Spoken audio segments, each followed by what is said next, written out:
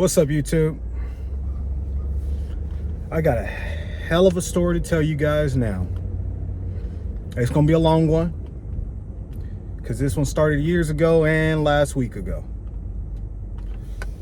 I made this channel a couple years back when I started getting into shape for the first time, and I had made several videos, never posted them because they never felt right.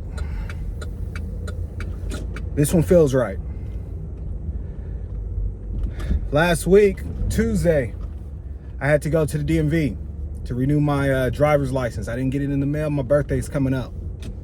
I go to the DMV and they tell me, oh, because I got a Class A license, they say, oh, you got to go renew your medical.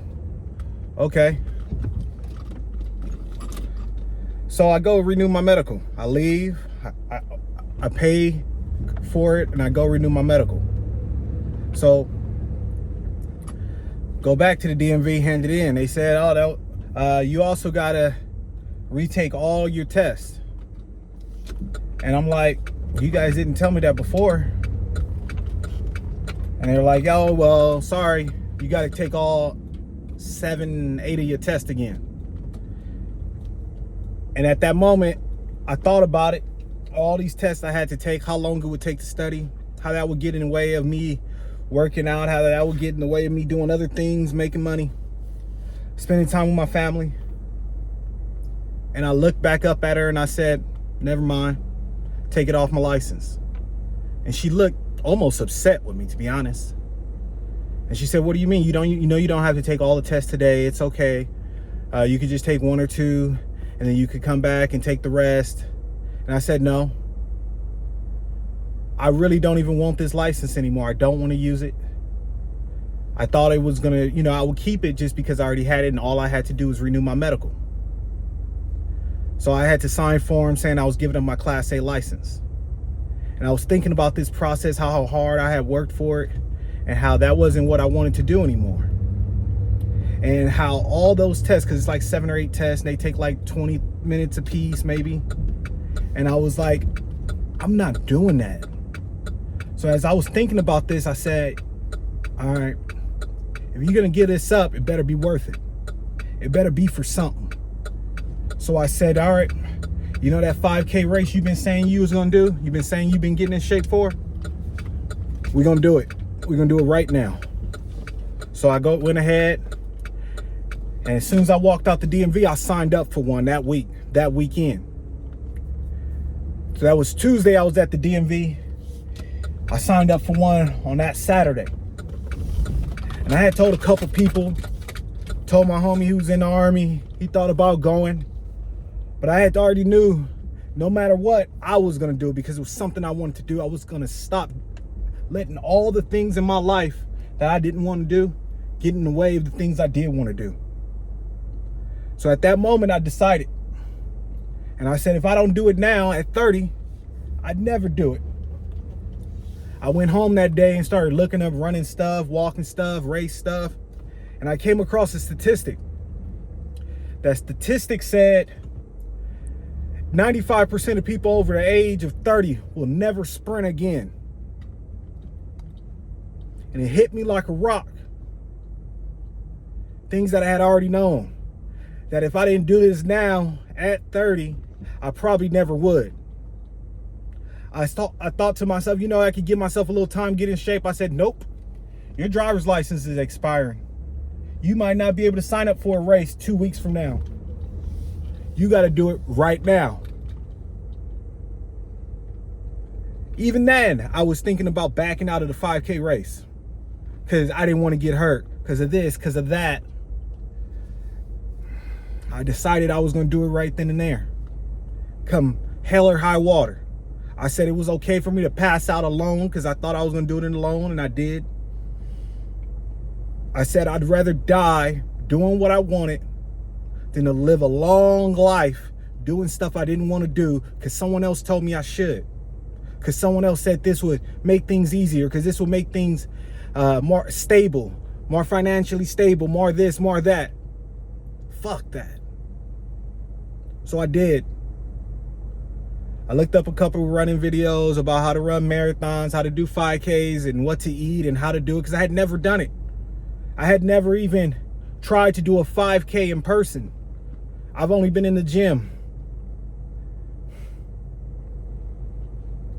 I had done it years ago, of course, but not recently. So I didn't even know if I could. I knew running on the treadmill was a lot different. So I had anxiety, or I had a little weariness, I should say. I didn't have anxiety. And then as I sat there, a calmness came over me and I said, there's nothing else I would rather do. And it all became easy to me. So I went to that race and I ran the whole thing. I'll probably make another video about that race. But make a long story short about that race, I did well. I was able to run the entire 5K, never walked, barely slowed. Actually, I sped up. I didn't slow down. I was tracking it. I thought I slowed down, but really I sped up. I came in number 33 out of 100 people.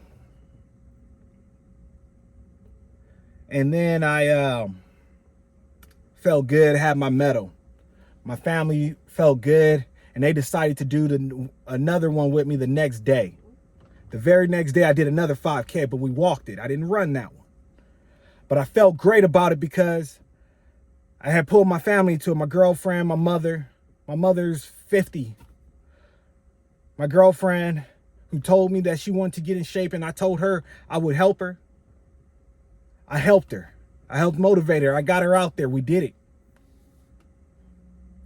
And that day, because it was back to back and I wasn't used to it, that walking felt worse than the run. The run was hard. The run was excruciating. But that walk was even harder. I guess it was back to back, no recovery, right? But we did it. They got their medals. I got my second one. And I like those medals because that meant I conquered myself.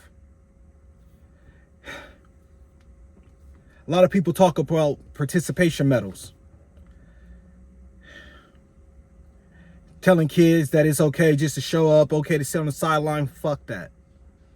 Well, my 5K medal wasn't for winning. It was for participating. But there was a difference. Mine was for finishing. Remember, beauty is in the eye of the beholder. My 5K medal to me showed that I was able to conquer myself, because I surely thought about stopping. That little voice, that little bitch, it was there. Because when I was out there running, I was running by myself. It was me and that voice. And I had to quiet that voice. And I thought I was great. I thought I was strong for quieting that voice. So today I go to the gym. I went to the gym today and I pushed myself harder than ever before. The first hour I ran like 5.6 miles. Then I walked for an hour at 3.5 miles per hour with a 5% incline. That was the second hour. Felt good. Kept it going. Got on there for another hour, 5 miles per hour for another hour. So I'm at 13 point something, somewhere near that. And I didn't quite finish that last hour, so I'm actually probably at 12 right now. But I felt a pain that was getting worse as I kept going, so I stopped. I was okay with that because I wanted to keep going. I had no goal to do that today, so I felt great. I felt like the man. I was in the gym talking to myself, telling myself I'm going to be so in shape. I'm going to be the best I can be for my girlfriend. I want to be so great. Every woman looks at me. I want to be so great. I inspire men to challenge me, to rise up, to do better than me. So I go stretch. I usually stretch for about 30 minutes and I look up and I see one of my friends from the gym. And he's in the corner. He usually walks up to me, but I said, okay, maybe he didn't see me. I saw him first. I pause my stretch on my watch. I walk over to him, ask him, how you been? What's new? I'm beaming with joy because I know I got something good to tell him. And he looks at me, he says, I've been maintaining. He says it's been a struggle. For the last 3 weeks, my girlfriend, her daughter, relapsed with leukemia. He says it's hard because I'm seeing her go through these treatments. I'm seeing her lose her hair. Her little daughter, small little girl. And he said it's hard on his girl. It's hard on her daughter. It's hard on him. But he said he got to keep pushing. That's why he's at the gym that day.